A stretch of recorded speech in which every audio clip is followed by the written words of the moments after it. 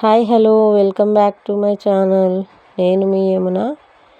ఈరోజు వీడియోలో tasty and healthy recipe pesarattu ఎలా చేస్తానో చూడండి ఫ్రెండ్స్. వీడియో చివరి వరకు చూసి లైక్, షేర్ అండ్ కామెంట్ చేయండి.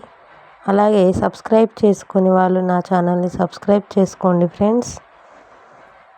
ముందుగా పెసరట్టు తయారీకి కావలసినటువంటి పెసర్లను తీసుకుంటున్నాను.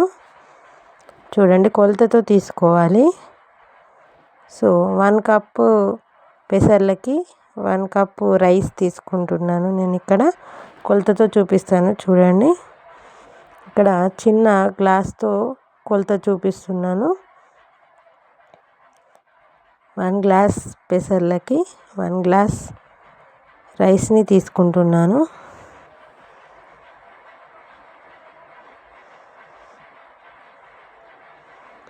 చూడండి ఫ్రెండ్స్,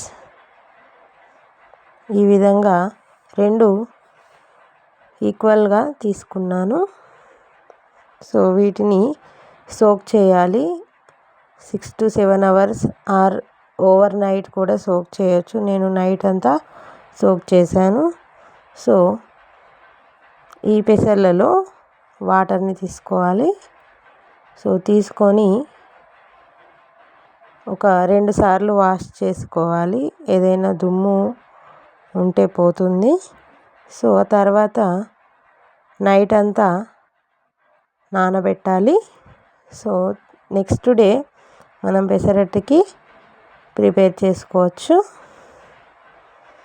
ఈ విధంగా మూత పెట్టి నైట్ అంతా నానబెట్టుకోవాలి. నేను నెక్స్ట్ డే ప్రిపేర్ చేస్తున్నాను పెసరట్టు. చూడండి, నెక్స్ట్ డేకి ఇలా పెసర్లు, బియ్యం నానిపోయి ఉంటాయి కదా. సో ఇప్పుడు వీటిని మిక్సీలో వేసుకోవాలి.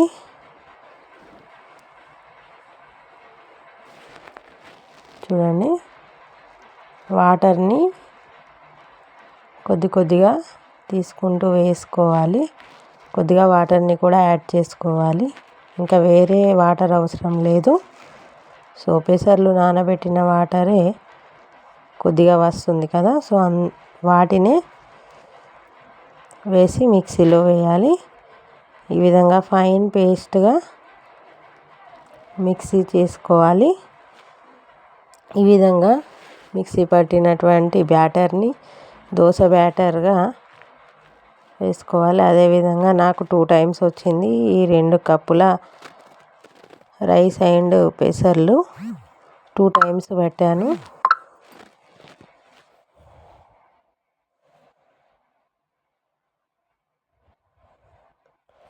మొత్తం ఒక గిన్నెలోకి సపరేట్ చేసుకుంటున్నాను. చూడండి, దోశ బ్యాటర్ ఇక్కడ రెడీ అయిపోయింది. పెసరట్టు బ్యాటర్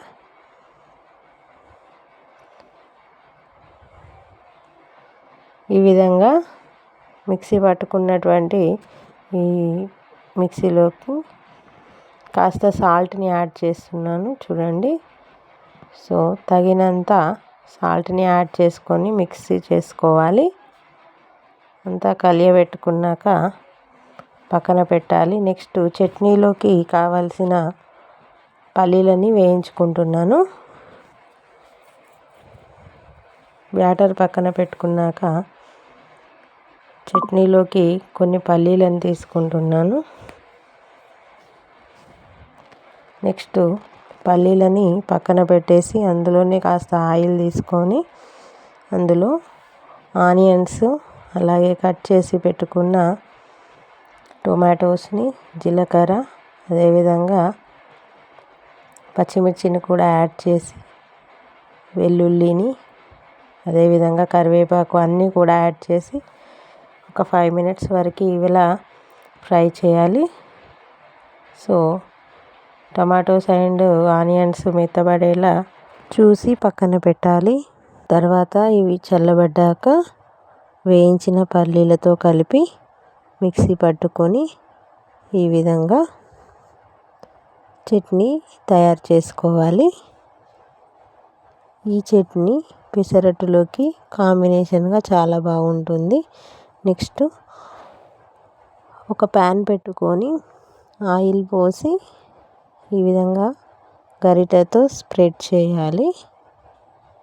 తర్వాత పెసరట్టుకి బ్యాటర్ ఇగో ఈ వీడియోలో చూపించిన విధంగా ఉండేలా చూసుకోవాలి. నెక్స్ట్ పెసరట్టు వేయడానికి సరిపడా గరిటెతో పిండిని తీసుకుంటున్నాను. చూడండి, ఈ విధంగా గరిటెతో పిండిని తీసుకున్నాక ఈవెన్గా స్ప్రెడ్ చేస్తున్నాను.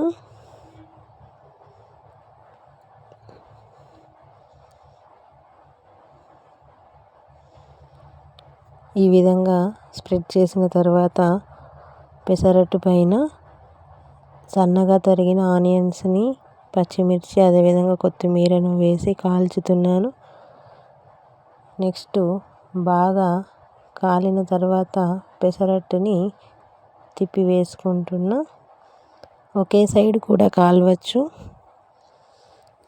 ఇక నెక్స్ట్ ఈ వీడియోలో ప్లెయిన్గా పెసరట్టుని వేసుకుంటున్నాను. ఇంతకుముందు వేసింది ఉల్లి పెసరట్టు, ఇదేమో నార్మల్ పెసరట్టు. చాలా బాగా వస్తుంది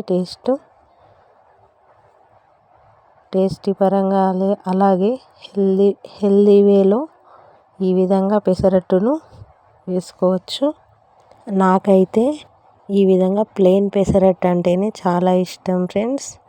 మరి మీకు ఎలాంటి పెసరట్టు ఇష్టమో కామెంట్ చేయండి. అలాగే వీడియో నచ్చితే please like, share and subscribe my channel. అలాగే బెల్ ఐకాన్ కూడా ప్రెస్ చేయండి. Thank you for watching my video. Keep watching my videos and encourage me well. Bye friends.